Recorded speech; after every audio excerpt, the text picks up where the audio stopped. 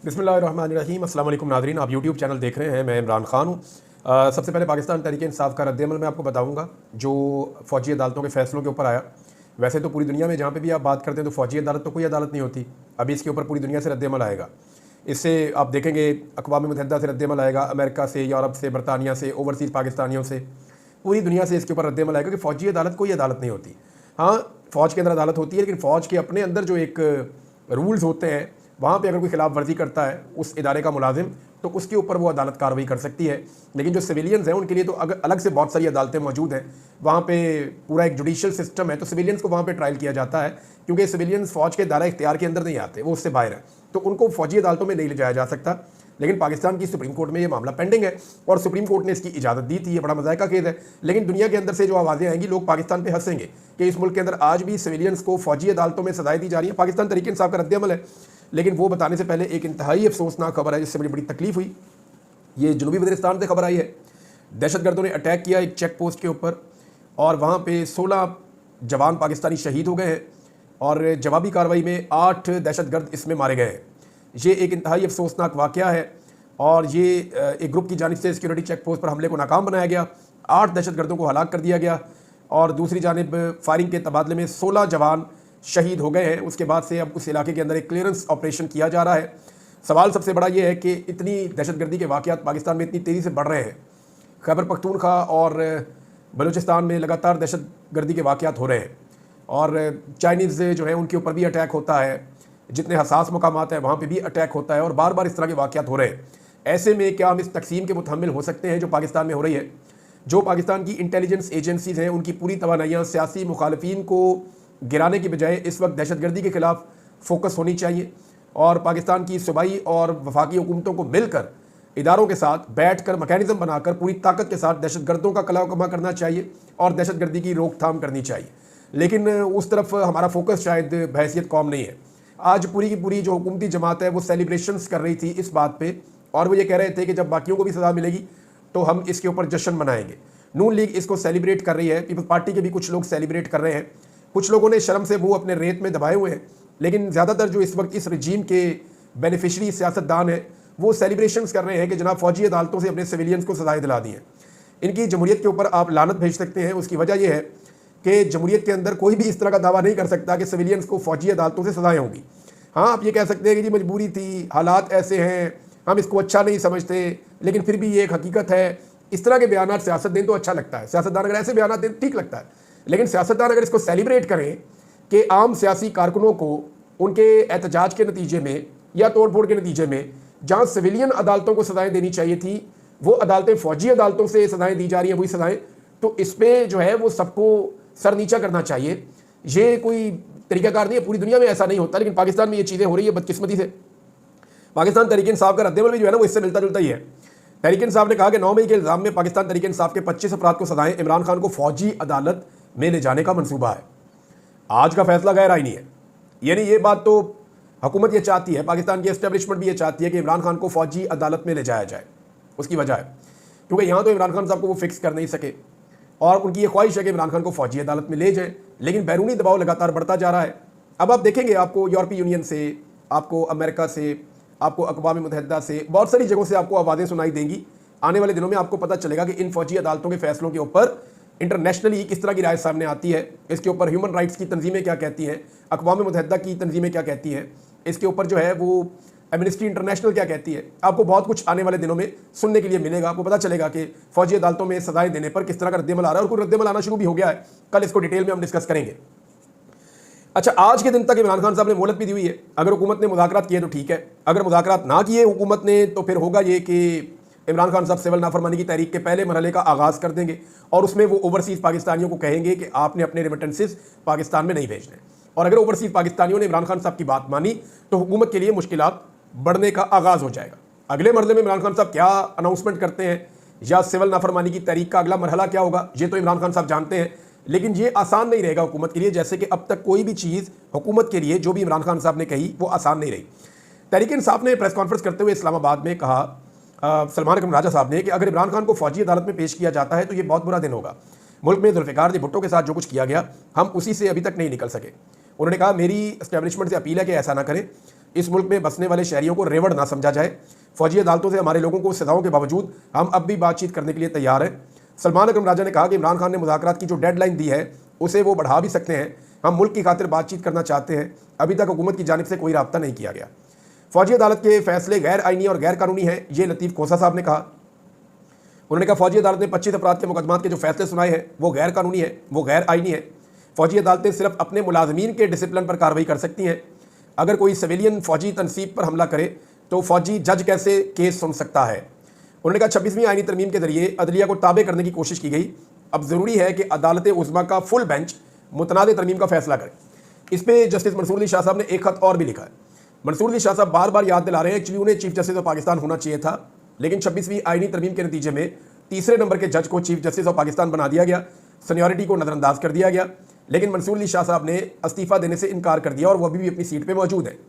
दूसरी जानिब मंसूर अली शाह साहब बार बार कह रहे हैं कि आप 26वीं आइनी तरमीम क्योंकि एक मुतनाज़ चीज़ है और उसके नतीजे में पूरी की पूरी सुप्रीम कोर्ट का स्ट्रक्चर बदल गया है और इसके खिलाफ दर्जन से ज़्यादा दरखास्तें पेंडिंग पड़ी हुई हैं, लिहाजा इस मामले को सुप्रीम कोर्ट का फुल कोर्ट सुने, तमाम जजेस बैठे अपने दिमाग से फैसला करें कि ये 26वीं आइनी तरमीम दुरुस्त है या गलत है। अगर ये गलत है तो पूरा सुप्रीम कोर्ट उसका स्ट्रक्चर वापस ठीक हो जाएगा। अगर जजेस कहेंगे ये ठीक काम हुआ है तो फिर ऐसे ही चलेगा, लेकिन वो केस अभी तक लगाया नहीं जा रहा।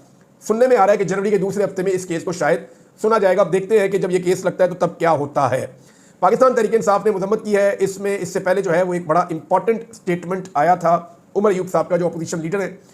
उन्होंने कहा कि मिलिट्री कोर्ट से सजाओं के ऐलान पर जो रद्द-ए-अमल है वो ये कह रहे हैं कि सिविलियंस के खिलाफ मिलिट्री कोर्ट्स की सजाओं का फैसला मुस्तरद करते हैं और फौजी अदालतों की जानब से पीटीआई के ज़ेर हिरासत अफराद के खिलाफ सुनाई गई सजाएं इंसाफ के उसूलों के मुनाफी हैं। ज़ेर हिरासत अफराद आम शहरी हैं और उन पर फौजी अदालतों में मुकदमा नहीं चलाया जा सकता। फौजी अदालतें जो आम शहरियों को सजाएं सुनाती हैं बुनियादी तौर पर कैंगरू अदालतें हैं। फौजी अदालतें कानूनी तौर पर रियासत की अदालती ताकत की शराकतदार नहीं हो सकती। मुसल्लह अफवाज रियासत के इंतजामी इख्तियार का हिस्सा है। ऐसी अदालतों का क़याम आम शहरियों समेत अदलिया की आज़ादी के खिलाफ है। ऐसे फैसलों से आइन की बुनियादी खसूसियत ताकत की तकसीम की नफ़ी हुई है। ये जनाब उमर अयूब साहब ने इसका रद्द-ए-अमल दिया है। अब इमरान खान साहब के ट्विटर अकाउंट पे आ जाए नाज़रीन। इसमें इमरान खान साहब ने एक तो वार्निंग दी हुई है, दूसरा उनका जो ट्विटर अकाउंट है उस पर उन्होंने खास तौर पे कहा कि मेरा ट्विटर हैंडल पाकिस्तान में नहीं आएगा, वो पाकिस्तान के बाहर रहेगा। इससे पहले फवाद चौधरी साहब ने पाकिस्तान तहरीक इंसाफ के सोशल मीडिया पर तनकीद की थी। शेर अफजल मरवत साहब ने भी पाकिस्तान तहरीक इंसाफ के सोशल मीडिया पर तनकीद की थी और उन्होंने भी ये कहा था कि इमरान खान साहब का जो ट्विटर हैंडल है वो पाकिस्तान में लाया जाए। लेकिन मेरा एक बुनियादी सवाल है, वो ये है कि पाकिस्तान में कोई एक पाकिस्तान तहरीक इंसाफ का सियासतदान अपना हाथ खड़ा करे और वो ये कहे कि वो इमरान खान साहब का ट्विटर अकाउंट इमरान खान साहब की मर्जी से पाकिस्तान में चला सकता है। कोई एक शख्स हाथ खड़ा करे, चैलेंज है मेरा, कि जो इमरान खान साहब लिख कर दें या जो इमरान खान साहब बोले वो उसको अनाउंस करके इमरान खान साहब के ट्विटर अकाउंट पे डाले और उसकी जिम्मेदारी उठाए कि ये ट्विटर अकाउंट मेरे पास है, जो इमरान खान साहब ने कहा मैंने वो ट्वीट कर दिया, करके देख ले। कोई एक बंदा ये जुर्रत करे और हाथ खड़ा करके बताए, ये कर ही नहीं सकेंगे। इससे पहले इमरान खान साहब के ऊपर उनके ट्विटर अकाउंट को मुतनाज़ करने की कोशिश की गई। पहले ये कहा गया कि इमरान खान साहब जेल में कुछ और सोचते हैं और ट्विटर पर कुछ और चलता है, तो इनमें आपस में रब्त कोई नहीं है। वो प्रोपेगेंडा खत्म हुआ तो अब कहा गया कि इमरान खान साहब का जो ट्विटर अकाउंट है उसे पाकिस्तान में बुलाया जाए। लेकिन मेरा बुनियादी सवाल है कि जिस इमरान खान साहब का असल स्टेटमेंट बाहर नहीं आता, असल स्टेटमेंट बाहर लाने के लिए, असल अहकामात बताने के लिए इमरान खान साहब को अपनी बहन या अपनी बीवी से मिलना पड़ता है, वैसे उनका स्टेटमेंट भी बाहर नहीं आता, तो वो लीडरशिप इमरान खान साहब के ट्विटर अकाउंट को पाकिस्तान में चला के हैंडल कर सकती है? सवाल तो ये है, वो नहीं कर पाएंगे और ये सब जानते हैं कि उनसे नहीं हो पाएगा, क्योंकि इमरान खान साहब का मौक़िफ़ अपनी पार्टी के मौक़िफ़ से कुछ 4 लेवल ऊपर का है। पार्टी उतना बोझ उठा ही नहीं सकती, यानी सारी पार्टी मिलकर भी इमरान खान साहब के ट्विटर अकाउंट का बोझ नहीं उठा सकती। 21 मिलियन से ज़्यादा उसके फॉलोअर्स हैं और पाकिस्तान का सबसे बड़ा ट्विटर अकाउंट है। सबसे ज़्यादा असर इस अकाउंट का है और दुनिया भर के बड़े लीडर और बहुत बेशुमार लोग, बेशुमार इदारे इमरान खान साहब के ट्विटर अकाउंट को फॉलो करते हैं। तो जब कोई बोझ उठा नहीं सकता तो यहाँ मंगवाने का फ़ायदा क्या है? और वैसे भी जो लोग पाकिस्तान से बाहर गए वो तो सारे अपनी जान बचा के गए यहाँ से, वरना आप देखें ना लोगों की हालत क्या हो रही है। अवैस यूनुस को भी छोड़ा 3 हफ्ते के बाद, आप उसकी हालत देखें, जाके उसके घर में चेक करें। इंतजार पंजूता को छोड़ा, उसको 25 दिन रख के उनको जाए, अभी जाकर मिले आप, अभी भी उनकी ज़हनी और जिस्मानी हालत आप चेक करें। मेरे साथ जो किया वो अलग है, जिस आदमी को भी उठाया उसके साथ ऐसा किया गया कि जब वो छूट कर आया तो वो ऐसा लगता था जिंदा लाश है। यही किया जाता है। तो आप क्या चाहते हैं? सारे उठाए जाए और इमरान खान साहब को उठाकर गायब किया नहीं जा सकता क्योंकि वो साबिक वज़ीर आज़म है, तो उनको जेल के अंदर ही रखना पड़ेगा। वहाँ उन्हें तंग भी करते हैं। अब इमरान खान साहब की जनाब हिम्मत को दाद देनी पड़ेगी, तो बहुत तगड़े आदमी है, बड़ी तकालीफ उन्होंने इस उम्र में बर्दाश्त की है। अच्छे खासे जवान ऐसी तकालीफ को बर्दाश्त नहीं कर सकते। तन्हाई बड़ी खौफनाक चीज़ है। मैंने गुजारे 5 महीने तन्हाई में। इमरान खान साहब को बार बार ये तनहा कर देते हैं ना किसी को इस तकलीफ का आइडिया ही नहीं है। जब एक आदमी को आप अकेला बंद कर देते हैं एक सेल के अंदर और आप उसकी बात नहीं सुनते या आप उससे बात नहीं करते तो 24 घंटे भी बहुत होते हैं। और इमरान खान साहब को कई कई दिन बार बार अकेला रखा जाता है, इसके बावजूद वो आदमी इनसे नहीं टूट रहा। अच्छा, इमरान खान साहब ने एक दो स्टेटमेंट और दिए हैं, वो भी मैं आपके सामने रख देता हूं और ये इंपॉर्टेंट है। देखिए, इसमें एक तो इमरान खान साहब ने कहा कि 9 मई के जिम्मेदार वो है जिन्होंने सीसीटीवी फुटेजेस चोरी की, जिन्होंने लोगों पर गोलियां चलाई, वही जज, ज्यूरी और जल्लाद बने, सजाएं भी सुना रहे हैं। ये जमहूरियत नहीं, जंगल का कानून है, ये इमरान खान साहब ने कहा। एक और चीज़ पे इमरान खान साहब ने एतराज़ किया। मोहसिन नकवी साहब गए थे, वज़ीर आला खैबर पख्तूनख्वा से मिले हैं, उसकी जो फुटेज जारी हुई उसके ऊपर पाकिस्तान तहरीक इंसाफ के कुछ लोगों ने एतराज़ किया था।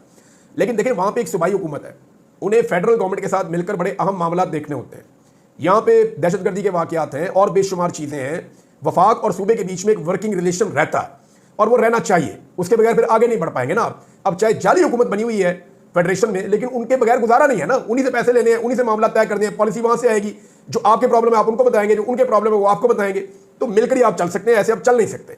लेकिन एक चीज़ पे इमरान खान साहब ने एतराज़ किया, जिसपे पाकिस्तान तहरीक इंसाफ के लोगों ने भी एतराज़ किया कि आप एहतजाज के 100 तरीके होते हैं, काली पट्टी बांध सकता है बंदा और 100 तरीके होते हैं। लेकिन इमरान खान साहब ने जो जुमले इस्तेमाल किए, मैं एज इट इज आपको पढ़ के सुना देता हूँ। इमरान खान साहब ने कहा कि लोगों के घरों में मातम हो रहा है, हमारे लोगों की अगर कोई मजबूरी हो तो बंद कमरे में मुज़ाकरात करें। 26 नवंबर कत्ले-आम के कातलों और सहूलतकारों के साथ तस्वीर नहीं बनानी चाहिए। ये जनाब इमरान खान साहब का स्टेटमेंट है। एक इमरान खान साहब ने हुक्म जारी किया है फवाद चौधरी साहब के हवाले से। फवाद चौधरी साहब का मामला यह है कि पाकिस्तान तहरीक इंसाफ में थे, इनके ऊपर बहुत सख्त मुश्किलात आई, ये पार्टी छोड़कर चले गए और बहुत सारे लोगों के साथ। लेकिन फवाद चौधरी वो शख्सियत है जो जिनको इस वक्त सबसे ज़्यादा जल्दी है कि वो पाकिस्तान तहरीक इंसाफ में वापस आ जाए। यानी मैं तहरीक इंसाफ के बेशुमार लोग मेरे दोस्त हैं, फवाद चौधरी साहब से भी बहुत सलाम दुआ और बातचीत होती रही, लेकिन मुझे ऐसा लगा जो सबसे ज़्यादा मुतहर्रिक हैं और जल्द अज जल्द पाकिस्तान तहरीक इंसाफ का हिस्सा बनना चाहते हैं, जिनका गुजारा नहीं हो रहा कि मैं इस तहरीक का हिस्सा बनूँ, वो फवाद चौधरी साहब है। मुझे ऐसा महसूस हुआ। पहले फवाद चौधरी साहब की तनकीद जो है वो पीटीआई की लीडरशिप पे रहती थी और आजकल वो पाकिस्तान तहरीक इंसाफ के सोशल मीडिया को वो कहते हैं, तनकीद का निशाना बनाते हैं कि ये ठीक काम नहीं कर रहा। फवाद चौधरी साहब को ये लगता है कि अगर ये सारे लोग एक स्टेप नीचे आ जाएं तो शायद मामला ठीक हो जाएंगे। लेकिन इमरान खान साहब की पॉलिसी ज़रा मुख्तलिफ है, या पाकिस्तान तहरीक इंसाफ की पॉलिसी ज़रा मुख्तलिफ है। अब जो उनके बारे में इमरान खान साहब ने हुक्म भेजा जेल से, वो मैं आपको पढ़ के सुना देता हूँ। पाकिस्तान तहरीक इंसाफ का सोशल मीडिया फवाद चौधरी से बहुत नाराज़ है, क्योंकि लगातार फवाद चौधरी साहब सोशल मीडिया के ऊपर तनकीद कर रहे थे और सोशल मीडिया उसके ऊपर रिएक्शन भी दे रहा था। अच्छा, कुछ जो फवाद चौधरी साहब ने चीज़ों की निशानदेही की है ना, मैं आपको ईमानदारी से कहूँ तो कुछ चीज़ें उन्होंने ठीक कही, लेकिन जब आप सबको रगड़ा लगा देते हैं ना, सोशल मीडिया आप कह देते हैं, तो ये बेचारे लोग मार खाए हुए हैं। इनको तकलीफ है कि चादर और चार दीवारी का तकद्दुस पामाल हुआ, इमरान खान के ऊपर इद्दत वाला केस चला, इनके लीडर के गिरबान पे हाथ डाला गया, इनके लीडर की बीवी को जो है वो रुस्वा किया गया, घर की खवातीन को गिरफ्तार कर लिया गया, औरतों को और बच्चियों को अगवा किया गया, बच्चों पे टॉर्चर किया गया, बेशुमार जुल्म और जबर की कहानियां, लोगों को गोलियां तक तो मार दी गई। तो फिर लोग अपना गिला और शिकवा करते हैं, हर एक का करने का अपना अंदाज होता है। अब वो सारे के सारे ट्रेंड लीडर तो नहीं है ना कि एक जैसी बात करें। सोशल मीडिया है, जिसको जो समझ आती है वो उस अंदाज में अपना दुखड़ा वो बेचारा बयान करता है। अब जनाब फवाद चौधरी साहब के बारे में जो जेल से इमरान खान साहब का हुक्म आया, वो ये बताते हैं जी कि बदरिया बुकला आज खसूसी अहकाम दिए हैं और जमात से अलहदगी का ऐलान करने वाले चौधरी फवाद हुसैन से एलानिया ला ताल्लुकी का इजहार की हदायत की है इमरान खान साहब ने। चुनाचा खान साहब की हदायत के मुताबिक पाकिस्तान तहरीक इंसाफ चौधरी फवाद हुसैन से मुकम्मल तौर पर ला ताल्लुकी का ऐलान करती है और वाज़ेह करती है कि चौधरी फवाद हुसैन का पाकिस्तान तहरीक इंसाफ से हरगिज़ कोई ताल्लुक नहीं और ना ही वो मीडिया, सोशल मीडिया और टीवी टॉक शोज़ पर पाकिस्तान तहरीक इंसाफ की नुमाइंदगी करने या पाकिस्तान तहरीक इंसाफ की ईमा पर बयानियाँ बनाने या अपनी किसी राय को पाकिस्तान तहरीक इंसाफ के मौक़िफ़ के तौर पर पेश करने के मजाज हैं। ये बैरिस्टर गोरदी खान साहब की जानिब से चेयरमैन पाकिस्तान तहरीक इंसाफ ये एलामिया जारी कर दिया गया। इमरान खान साहब ने कहा कि फवाद चौधरी पाकिस्तान तहरीक इंसाफ की नुमाइंदगी कहीं पे भी नहीं कर सकते। इससे पहले भी पाकिस्तान तहरीक इंसाफ ने फवाद चौधरी साहब को कहा था कि आप जालिम के खिलाफ बोलें, जुल्म की निशानदेही करें, आप मजलूम में कीड़े मत निकालें। ये फवाद चौधरी साहब को पहले भी बार बार कहा गया था, लेकिन फवाद चौधरी साहब को लगता है कि अगर पाकिस्तान तहरीक इंसाफ डाउन चली जाए, अपने मौक़िफ़ को तब्दील कर ले, तो इसमें एस्टेब्लिशमेंट भी अपने मौक़िफ़ को नरम कर लेगी। लेकिन मामला यह है कि लोगों को चोट लगती है तो लोग रोते हैं। अब दूसरी तरफ से ये कहा जाता है जी जुल्म और सितम का सिलसिला बंद कर दें, नाइंसाफ़ी बंद कर दें, तो हम भी अपने आप को ठीक कर लेंगे। अब ये जनाब पहले जो है वो कौन आंखें झपकता है, ये वाला मामला तो एक तरफ चल ही रहा है, लेकिन ये जो सवाल है गोली क्यों चलाई, ये सवाल पाकिस्तान में उठना शुरू हुआ था और इस सवाल से जान छुड़ाने के लिए कभी कोई चीज़ तवज्जो डाइवर्ट की जाती है। अभी मीडिया को बड़ी सख्त इंस्ट्रक्शन दी गई कि जैसे ही फौजी अदालतों का फैसला आएगा तो आपने हेडलाइंस चलानी है, आपने फलां टिकट चलाने हैं, आपको बयानात भेजे जाएंगे, आपने बयानात चलाने हैं, आपने बिल्कुल ट्रैक से नहीं हटना, पूरा दिन आपने ऊपर से नीचे तक आपने यही चीज़ें चलाते रहनी है, आपको हम भेजते रहेंगे। तो पाकिस्तान का मीडिया की क्या जरूरत है, जो उन्हें हुक्म आता है वो वही करते हैं और उन्हें वो करना पड़ता है, ये हम हमेशा से देखते आ रहे हैं। तो गोली क्यों चलाई, इसको डाउन करने की कोशिश है, लेकिन गोली क्यों चलाई, ये एक ऐसा सवाल है जो असाब पे सवार हो गया है उन लोगों के जिन्होंने गोली चलाई या गोली चलाने का ऑर्डर दिया। अब ये सवाल सिर्फ पाकिस्तान में नहीं रुकेगा, ये सवाल इन मिलिट्री कोर्ट के फैसलों के साथ जुड़ के आएगा और पूरी दुनिया में आवाज़ आएगी। आने वाले दिनों में आप बरतानिया की पार्लियामेंट में इस सवाल के ऊपर बहुत सारी चीज़ें आप देखेंगे होती हुई, मैं आपको ये खबर दे रहा हूँ। और अमेरिका के अंदर भी कांग्रेस में आप बहुत सारी चीज़ें होती हुई देखेंगे, गोली क्यों चलाई इस क्वेश्चन के ऊपर, और कनाडा में भी आप होती हुई देखेंगे और यूरोपीय यूनियन में भी। ये मैं आपको बता रहा हूँ वो खबर जो आने वाले दिनों में चीज़ें होने जा रही हैं, और ये सब कुछ मेरी इतला के मुताबिक डोनाल्ड ट्रंप के अमरीकी सदर बनने से पहले होगा।